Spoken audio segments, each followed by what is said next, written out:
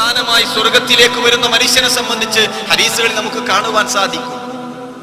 ആ മനുഷ്യൻ കറുത്തിരണ്ട രൂപവുമായി നെഹ്റുൽ ഹയാത്ത് എന്ന നദിയിലേക്ക് കൊണ്ടുവരും. അവിടെ വെച്ച് സുന്ദരമായ രൂപം അല്ലാഹു തആല നൽകും. ആ മനുഷ്യൻ റബ്ബിനോട് ചോദിക്കും, റബ്ബേ, നിന്റെ സ്വർഗം കാണാൻ വലിയ ആഗ്രഹമുണ്ട്, ആ സ്വർഗം ഒന്ന് കാണിച്ചു നൽകണേ. അല്ലാഹു തആല ആ മനുഷ്യന് സ്വർഗം കാണിച്ചു കൊടുക്കും. ആ സ്വർഗം കാണുന്ന സമയത്ത് ആ മനുഷ്യൻ വീണ്ടും ആവശ്യപ്പെടുകയാണ് സ്വർഗത്തിലെ സുന്ദരമായിട്ടുള്ള സുഖ സൗകര്യങ്ങൾ. റഹ്മാനായ റബ്ബ് ജീവിതത്തിലെ സകല തിന്മകളിലും മതിമറന്ന ആ മനുഷ്യനെ, അവസാനമായി സ്വർഗത്തിൽ കിടക്കുന്ന മനുഷ്യനെ സ്വർഗത്തിലേക്ക് പ്രവേശിച്ചിട്ട് പറയാണ്, ചെല്ല്, നിനക്ക് വേണ്ടത് നീ എടുത്തുവാ. ആ മനുഷ്യൻ തിരിച്ചു വന്നിട്ട് പറയാണ്, റബ്ബേ ഖദ് മലഅ, ആ സ്വർഗം നിറക്കപ്പെട്ടിട്ടുണ്ട്, ഒരു സ്ഥലം പോലും പടച്ചോനെ അവിടെ എനിക്ക് കാണുന്നില്ല. അല്ലാഹു തആല വീണ്ടും പറഞ്ഞയക്കുമെന്നാണ്. വീണ്ടും ആ മനുഷ്യൻ തിരിച്ചു വരും. വീണ്ടും അല്ലാഹു തആല പറഞ്ഞയക്കും.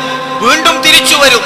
റഹ്മാനായ റബ്ബ് അവസാനം സ്വർഗത്തിൽ കിടക്കുന്ന ആ മനുഷ്യന് പോലും വലിയ സുഖ സൗകര്യങ്ങൾ ഒരുക്കി കൊടുക്കുമെന്ന് ഇസ്ലാമിക പ്രമാണങ്ങൾ നമ്മളെ പഠിപ്പിക്കുമ്പോ, ആ സമയത്തും നരകത്തിന്റെ അടിത്തട്ടിൽ കഴിയുന്ന ചില ആളുകളുണ്ട്.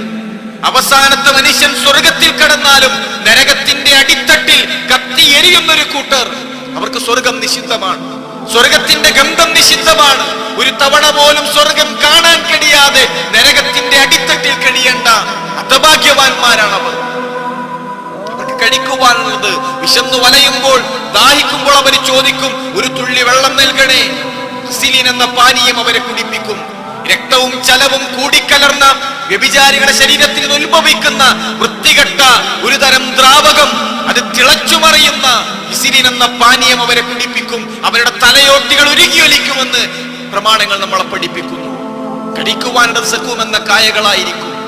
അവസാനത്തെ മനുഷ്യൻ സ്വർഗത്തിൽ കടന്നാലും നരകത്തിന്റെ അടിത്തട്ടിൽ കഴിയുന്നവർ വിശ്വാസത്തിൽ ശിർക്ക് കലർന്നു വന്നവരാണ്. സഹോദരന്മാരെ, നമ്മൾ ഏറെ സ്നേഹിക്കുന്ന നമ്മുടെ കൂട്ടുകാരിൽ പലരും, നമ്മൾ ഏറെ സ്നേഹിക്കുന്ന നമ്മുടെ അയൽക്കാരിൽ പലരും, നമ്മുടെ കൂടെ കച്ചവടം ചെയ്യുന്നവർ, നമ്മുടെ കൂടെ ഇരുന്ന് പഠിക്കുന്നവർ, അവര് നരകത്തിലാണ് എന്നറിഞ്ഞിട്ടും ഒരു തവണയെങ്കിലും ഒന്ന് പറയാൻ നമുക്ക് സാധിക്കുന്നുണ്ടോ?